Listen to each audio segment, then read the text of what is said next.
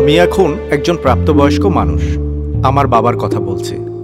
বাবার রেখে যাওয়া তসবি মলিন হয়ে গেছে, ঠিক আমার মনের মলিনতার মতো। বহু বছর আগে একটি দুর্ঘটনা বাবাকে নিয়ে গেছে আমার কাছ থেকে। সেই দুঃখের ঢেউ এখনো আমার চোখ তাড়া করে, কিন্তু কিছুই করতে পারলাম না। তার জন্য দুই চোখ জল ছাড়া আর কিছুই দিতে পারলাম না। বাবা ছিলেন ঘুরে বেড়ানো রাজা। আমাকে নদীতে ভেসে বেড়াতেন, দূর দূরান্তে ঘুরতে নিয়ে যেতেন আমাকে। কখনো কোনো বিরক্ত হতেন না আমার শত প্রশ্নে। কিন্তু বাবা চলে যাওয়ার পর গল্পের নদী শুকিয়ে গেছে, এখন শুধু নীরবতা। আমি হাসতে চেষ্টা করি, কিন্তু বাবার হাসির শব্দ আমার কানে আর বাজে না। আর আমার মা একটি অসহ্য যন্ত্রণা লুকিয়ে রাখে সব সময়। বাবার মৃত্যুর কিছুদিন পর নানা বাড়ির লোকজন মাকে বিয়ে দিয়ে দেয়। বাকিটা এখন শুধু ইতিহাস। আমি এখন মায়ের দ্বিতীয় সংসারে আমি সৎ বাবার ব্যবসা প্রতিষ্ঠানে কাজ করি।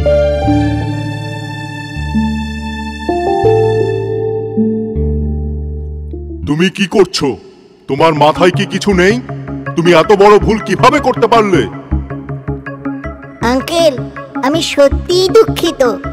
ভবিষ্যতে সতর্ক থাকব, এমন ভুল আর হবে না।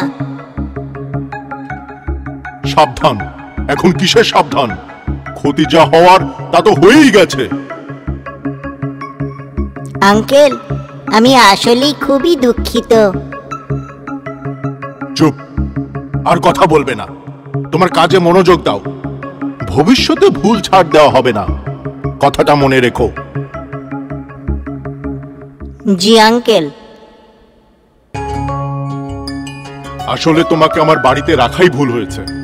ঘরে গেলে শান্তি নাই, দোকানে এসে যে ব্যবসা বাণিজ্য করব সেটার কোনো সুযোগ দেখছি না। বাসায় গেলে দেখি আমাকে রেগে তোর মা শুধু সারাক্ষণ তোকে নিয়ে ব্যস্ত থাকে। যত সব। এই কথা বলে সে পাশে থাকা অন্য কর্মচারীকে বলে, এই দুপুর হয়ে গেছে, আমার খুব ক্ষুধা লেগেছে, তাড়াতাড়ি খাবার দে টেবিলে। কর্মচারীরা টেবিলে তাড়াতাড়ি খাবার দিয়ে দেয়।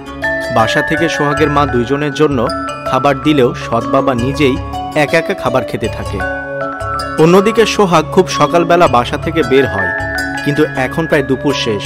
তার পেটে অনেক ক্ষুধা। এখন তাকে খাবার খাওয়ার কথা কে বলবে? এই কথা বলার কোনো লোক তার এইখানে কেউ নেই। সৎ বাবা খাওয়া দাওয়া শেষ করে বড় একটা ঢেকুর তুলল আর বলল, এই কে আছিস এখানে? এগুলা পরিষ্কার কর। সোহাগ খুব নিরহ চোখে তার সৎ বাবার দিকে তাকালো আর চাহনি দিয়ে বুঝালো তার খুব ক্ষুধা লেগেছে। কিন্তু মজার ব্যাপার হলো, লোকটির একটুও দয়া হলো না সোহাগের প্রতি। অবশেষে ক্ষুধার জ্বালায় সোহাগ, আমার খুব ক্ষুধা লেগেছে আঙ্কেল।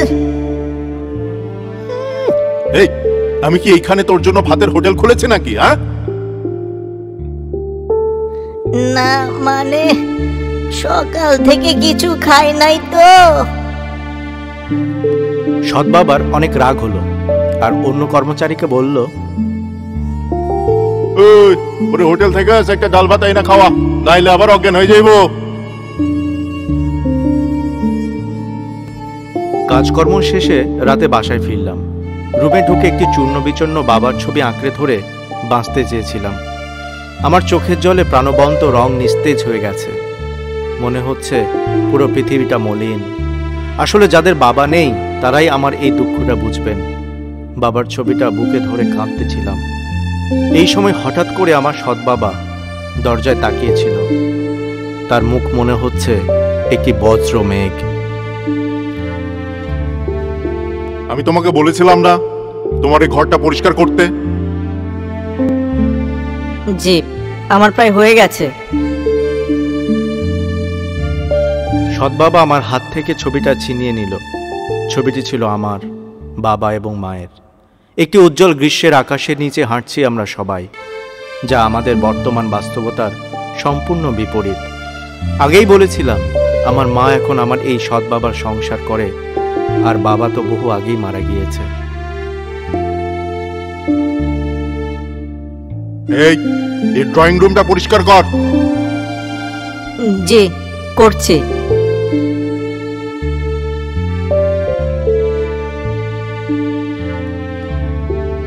কাজ করতে গিয়ে আমি একটা গ্লাস ভেঙে ফেলি।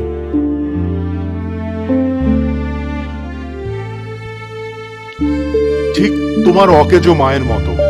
তোমরা দুজনেই জানো কি করে সময় নষ্ট করতে হয় আর ঘরের জিনিস নষ্ট করতে হয়। আমার ঠোঁট বেয়ে কান্না বেরিয়ে গেল। তার কথাগুলো ছুরি ছিল না, কিন্তু মনে হচ্ছিল ছুরির মতো ধার। পাশেই দাঁড়ানো ছিল আমার মা, নিশ্চুপ অবাক হয়ে দেখছে আমার সৎ বাবা আমাকে কি করছে। তুমি আমার দিকে তাকিয়ে কেঁদো না। আমি তোমার এই দুঃখটা আর সহ্য করতে পারছি না। তোমার এই দুঃখটা মোছার জন্য আমার হাতে আর কোনো কিছু নেই। আমার এই চোখের জল ছাড়া আমি তোমাকে আর কিছুই দিতে পারবো না। কেন আমাদের দুইজনের ভাগ্যে এমন হলো? এই কথা বলে আমার মা কাঁদতে কাঁদতে দেয়ালে বাঁধা পিটানো শুরু করেছে। অন্যদিকে আমার সৎ বাবা, মা ছেলে মিলে তো ভালোই অভিনয় শুরু করেছো। তাড়াতাড়ি সব নাটক সিনেমা বন্ধ করে এগুলো পরিষ্কার করো, তা না হলে কালকে থেকে মা ছেলে দুইজনের কপালে শনি আছে বলে দিলাম।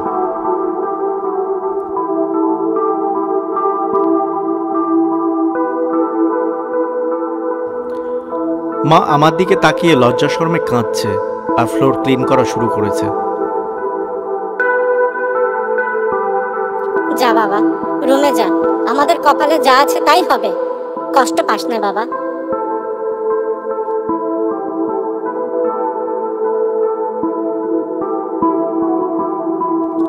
সেই রাতে আমার বিছানার পাতলা আবরণের নিচে মায়া ছেঁড়া ছবিটা রেখে দিয়েছিলাম। এটি আমার সুখী অতীতের অবশিষ্ট কয়েকটি টুকরোগুলির মধ্যে একটি ছিল। আমি চোখ বুজে নিলাম আর চোখ জলে বালিশ ভিজিয়ে দিল। কাঁদতে কাঁদতে আমি ঘুমিয়ে পড়ি।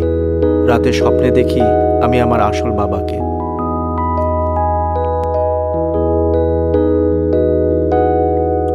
আর কত ঘুমাবি সোহাগ? আজকে না আমাদের নদীতে একসাথে মাছ ধরতে যাওয়ার কথা? বাবা, আর একটু ঘুমাই না প্লিজ।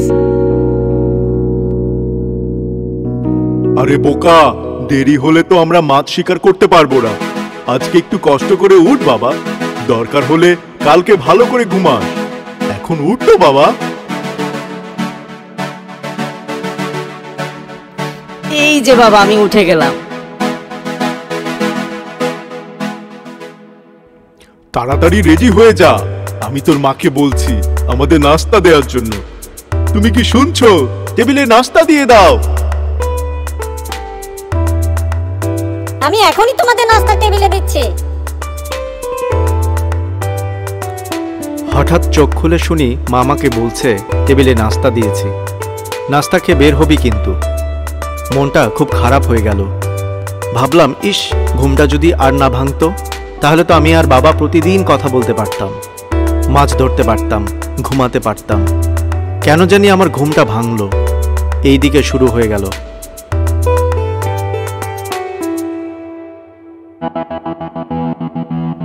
প্রতিদিন তোমার ছেলে দোকানে যেতে দেরি করে, কোনো কাজ করতে চায় না। এই রকম হলে আমি কিন্তু ওকে এই বাড়িতে আর রাখবো না। বলে দিলাম, এই আমার শেষ কথা। আমার ছেলে কি তোমার কাজ করার জন্য এই বাড়িতে আসছে? এর সময় তো তুমি বলেছো আমার ছেলেকে তুমি তোমার নিজের ছেলের মতো পালন করবে। এখন কই গেল তোমার সেই সব কথা? বিয়ের সময় মানুষ কত কথা বলে, এইসব বলে কোনো লাভ নাই। এইখানে থাকতে হলে কাজ করতে হবে, অন্যথায় আমি রাখতে পারবো না। এই আমার শেষ কথা। আমার ছেলে যদি এই বাড়িতে না থাকে তাহলে আমিও থাকবো না। কি আমার মুখে মুখে কথা? এই কথা বলে মাকে কষিয়ে কষিয়ে 2-3টা থাপ্পড় মারে আমার সৎ বাবা। আমার কোনো কিছু করার ছিল না, শুধু তাকিয়ে তাকিয়ে দেখলাম। মায়ের এই রকম অত্যাচার আর আমার সহ্য হচ্ছে না। মনে মনে ভাবলাম, মনে হচ্ছে আমি সকল সমস্যার মূল কারণ। যদি আমি এই বাড়িতে না থাকি তাহলে আর কোনো সমস্যা হবে না। তাই মাকে না বলে আমি বাসা থেকে বের হয়ে যাই। কিন্তু কাউকে আর কিছু বলি নাই আমি কোথায় যাচ্ছি।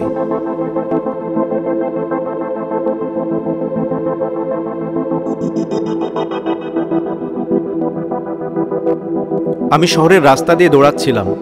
ফুটপাতের আমার পা ঝাঁকুনি দিচ্ছে, আমার ফুসফুস পরিশ্রমে জ্বলছে। আমি কোথায় যাচ্ছি তা আমি নিজেও জানি না। তবে আমি জানতাম যে আমাকে আমার সৎ পিতার অত্যাচারের খপ্পর থেকে বাঁচতে হবে। অবশেষে ক্লান্ত এবং নিঃশ্বাসে আমি পার্কের বেঞ্চে বসে পড়লাম। যখন আমি সেখানে বসেছিলাম, রাতের শীতল বাতাস আমার যন্ত্রণাদায়ক শরীরকে প্রশমিত করছিল। আমি বুঝতে পেরেছিলাম যে আমি একা এবং জীবনে প্রথমবারের মতো সত্যিকারের মুক্ত। দুঃখের একটা ঢেউ আমার উপর ভেসে উঠল যখন আমার মায়ের কথা মনে পড়ল, যিনি বহু বছর আগে জীবিত থেকেও মারা গেছেন, যিনি প্রতিদিন দ্বিতীয় স্বামী দ্বারা লাঞ্ছিত হচ্ছেন। আমার মায়ের জন্য আমার মন খুব খারাপ। ভোরের প্রথম রশ্মি অন্ধকার ভেদ করল। আমি উঠে দাঁড়ালাম। আমার চোখে এক নতুন সংকল্প জ্বলছিল। এই সময় একটি বৃদ্ধ লোক আমার পাশে এসে বসল আর জিজ্ঞেস করল, জানতে পারি কি হয়েছে তোমার? এত বিষণ্ণ কেন তুমি? আসলে আমার মন খুব খারাপ। কি হয়েছে তোমার?